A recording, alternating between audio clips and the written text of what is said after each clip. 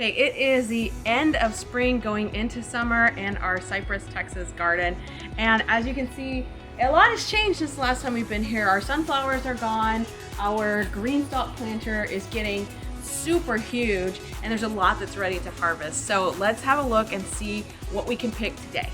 First, with our green stalk planter, the last time we were here was early spring, and there was nothing on this, but as you can tell, all of these herbs and some of our veggies have really just exploded on here. We've got lettuce up top, basil, some more romaine lettuce. We're gonna harvest that because it is so hot, guys. It's way too late in the season for this stuff to even be out here. This was all a part of an experiment to see if lettuce would grow in our green stalk planter. It looks a little burnt because lettuce is a cool season crop. Lettuce really has no business out here in the Texas heat. And you can see how burnt this is. It's kind of sad. I did a pretty consistent job of watering this, but again, the sun just really takes a toll on these guys. Our next stop is our tomato plants. These guys are super huge. I mean, like almost as tall as me and Grace. We have had birds that have just gotten to these tomatoes, and it's so sad. Earlier today, this was a perfect tomato. I mean, not one scratch, nothing. And we've had an invasion of birds coming in here that also want to eat our food. So we're just gonna cut that off, and we can still make a really great something with it. Maybe salsa, maybe fried tomatoes. I also cut off a green one that wasn't quite ready yet, but we could put that on the windowsill and it'll, oh shoot! Oops. Whoa, that's huge. I got it. Yay! There is bird poop all over my tomatoes, which is evidence that they've been here eating. And my cat is not doing his job. Jack. Definitely slacking. Yeah, not sure what's going on. Maybe it was that bird. There are the birds.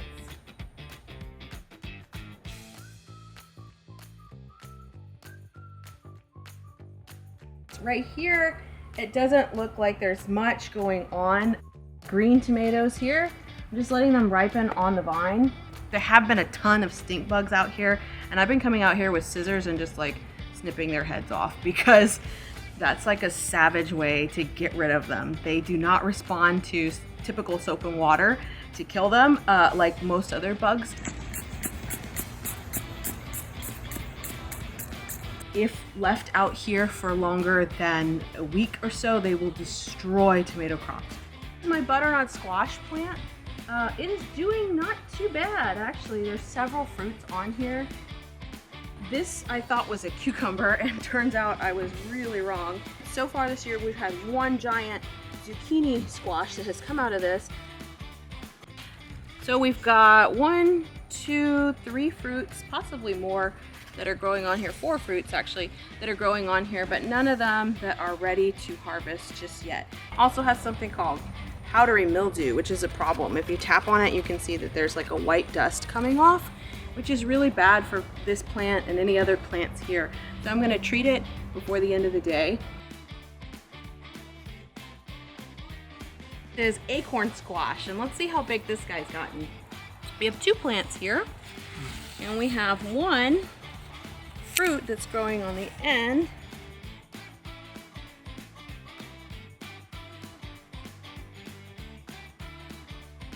Now we're at our pepper patch, where we've got everything from cayenne peppers to jalapeno peppers. This patch has done really well. Last year we had a huge crop of ghost peppers and habanero peppers and jalapenos. It was amazing. This year I was a little concerned because I started noticing that there was like some yellowing on the plants and things. And it seems like things have been okay. Definitely not as fruitful as last year, but hey, we'll take what we can get. There's a lot of growing happening between growing the garden and growing Grace, the baby. There is a ton of work to be done. We've got 1 ghost pepper so far. This plant's got a lot left to give. We'll see what else we can get throughout the season. There's a little bit of confusion about whether this is a ghost pepper or a banana pepper. There's a tag here that says ghost pepper right next to this plant, But if I remember correctly, ghost peppers have a little bit more wrinkle to them, and we did plant some banana peppers nearby these. There's only one way to find out. We're gonna have to taste it, we're gonna have to put it in some food and see how much we burn ourselves. And these for sure are sweet peppers. Sweet heat, and they are totally ready to go. Last up, we have our habanero peppers. These are doing really well. It looks like we're gonna have an awesome crop in the next few weeks, but they're still not ready. They're super green. The results of our late spring, early summer harvest. Hopefully we will get some more as the months go on.